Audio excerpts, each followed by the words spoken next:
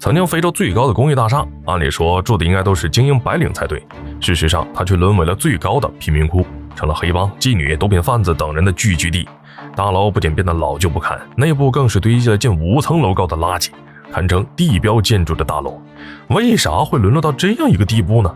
今天秋哥就带大家来了解了解。南非位于非洲大陆最南端，与纳米比亚、博茨瓦纳、津巴布韦、莫桑比克、斯威士兰以及莱索托接壤，国土面积约为122万平方公里，人口约6060万人。庞特塔位于南非最大的城市约翰内斯堡，始建于上世纪70年代，高度约173米，总计54层。这座大楼一经建成，就成了当时南非最高的公寓楼，哪怕到了现在也是一样。然而，就这么座标志性的建筑，里面住的不是精英白领，而是黑帮分子、妓女或毒贩等。这座最高的公寓楼也华丽的转变为最高的贫民窟，有人拿它当住所，有人把它当妓女或制毒中心。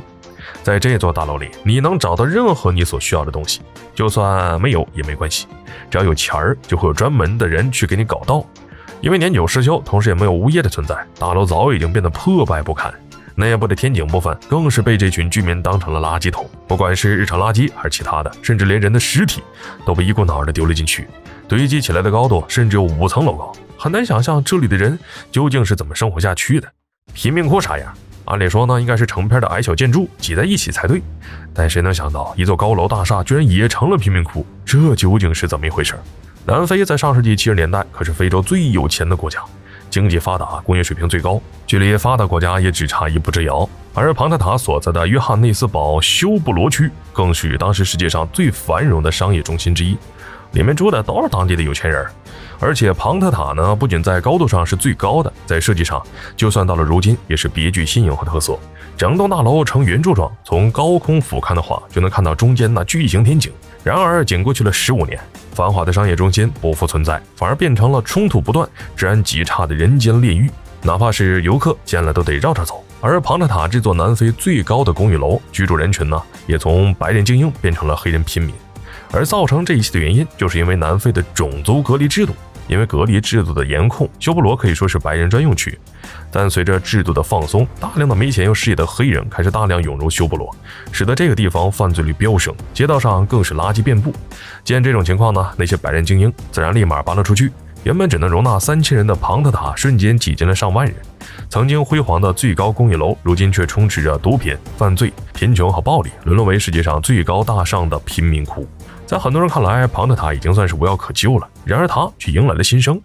曾经最高的公寓大楼却成了贫民窟，里面充斥着各种暴力犯罪，更是让人闻风丧胆。但就是这种别具特色的末世风格，使得庞特塔呢成了不少电影的取景地，比如说《第9区》《生化危机》等影视作品。庞特塔这座辉煌的大楼，难道会一直这样颓废下去吗？当然不是。在2007年，为了迎接世界杯，就有财团想要整改这个距离世界杯球场的庞特塔来着。不过有点倒霉，碰上了08年的经济危机，就没了音讯。